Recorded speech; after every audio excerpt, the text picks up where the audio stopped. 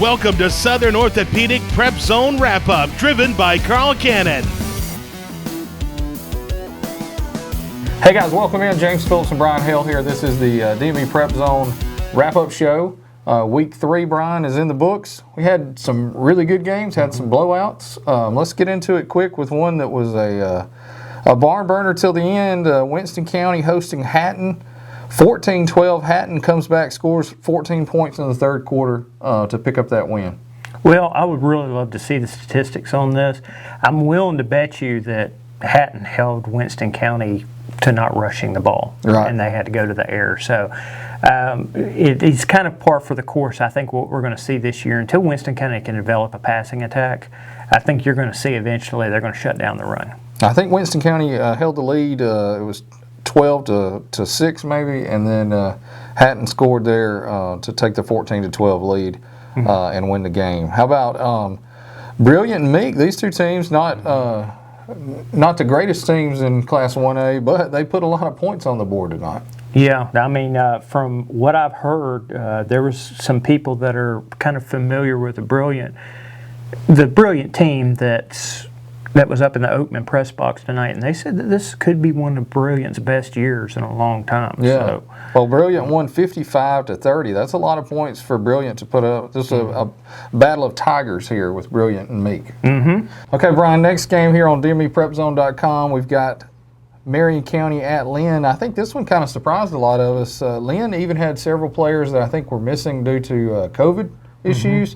They don't have a big roster anyway, but the Bears pick up a 35-33 win over Marion County. yeah, absolutely. I mean, I think all of us unanimously, easily said this is going to be Marion County. But for Lynn to come out there, that's a real big bounce back after their performance of last week, especially if they got guys out. Right. Wow. Right, and we had big hopes for Lynn this year, and then after last week, we kind of went down on them with them only making 40-something yards of offense. And tonight, the offense shows out. They scored 22 in the fourth quarter to pick up that 35-33 win. Absolutely. Let's go over to Curry. Hamilton beats Curry 35-14. It was 35 to nothing, I believe, and Curry picks up 14 points in the second half. Good for the Yellow Jackets not giving up there, but Hamilton's just a much better team. I think Hamilton's very improved this year anyway. It doesn't get any easier for Curry this year. I mean, you look next week, even though it's a struggling Fayette County team, they have to go to Fayette County next week. So Fayette County's a tough place to play too. Yeah, so it's not going to get any easier. Curry is just, to me, almost kind of like going through the motions until they can get stuff going against second and third stringers. Hey, here's a game that had an incredible ending. Corner traveling to St. Clair County. Corner was trailing. They score on an untimed play and then get a 2-point conversion to win the game 28-27. Yeah, that would have been a fun one to watch. Yeah. I guarantee you it had a lot of atmosphere to it with the old coach, now the offensive coordinator in his old team. That would have been interesting. When Corner struggled offensively again, only scored 14 points through 3 quarters, and then scored 14 there in the final quarter to win 28-27. I think a lot of their problem for Corner is as good as they are at passing the ball, and they've got good passing offense. Their running game is kind of suspect. Right. So I think that's some of the problem. Until they can develop their running attack, it's almost like the reverse of Winston County. Right. Hey, Cordova.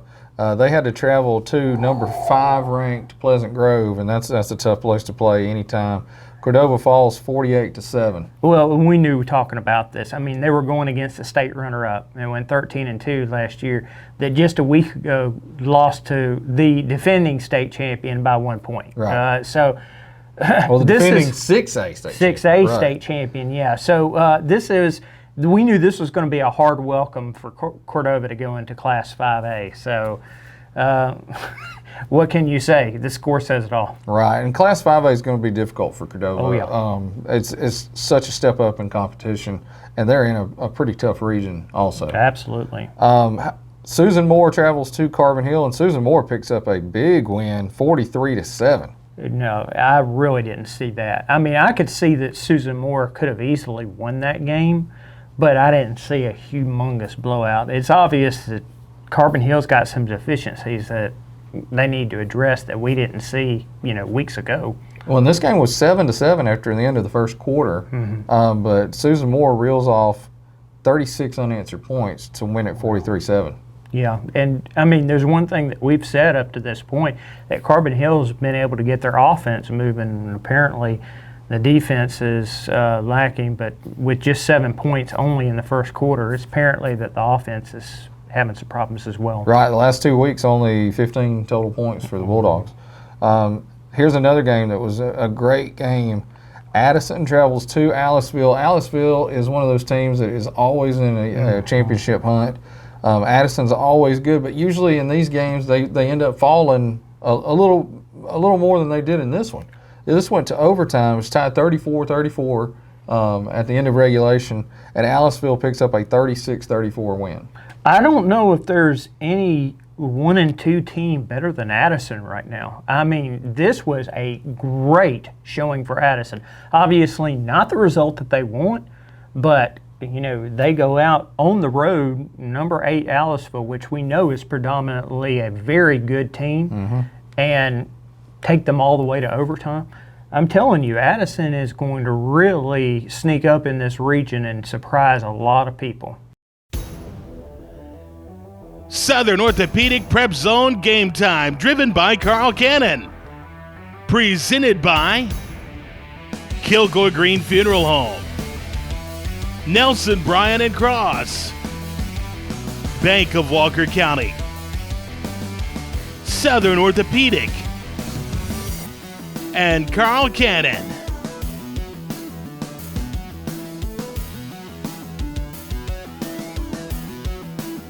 Here's another local team that really had a tough night. The Jasper Vikings hosting Clay-Chalkville just across the street from us. Clay-Chalkville ranked number 7 in Class 6A. Just a tough game for Jasper, 40-7. Clay-Chalkville wins. Jasper couldn't get anything going offensively. Clay-Chalkville made big plays when they needed to.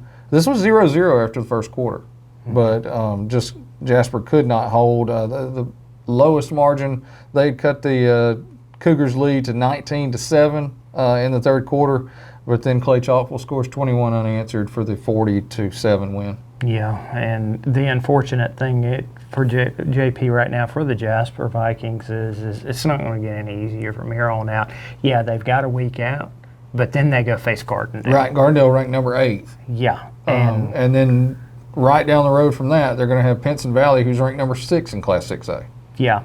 And all those are region games. Yeah, those are definitely, I mean, it's not going to get any easier from here on out.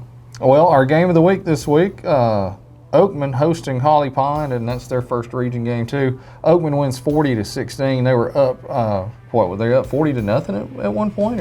Or? They were actually up, I believe it was 33-0. Okay. At their best point before Holly Pond actually scored their first touchdown of the game. And I tell you what, that Oakman defense, it took Holly Pond forever to get past the century mark. To even have 100 yards. And listen to this. They didn't allow Holly Pond to convert a third down on that long. They were 0 for 10. Oh, wow. In third down conversions, just all around. And that's not anything to take away from a stellar offensive performance. 447 yards by Oakman.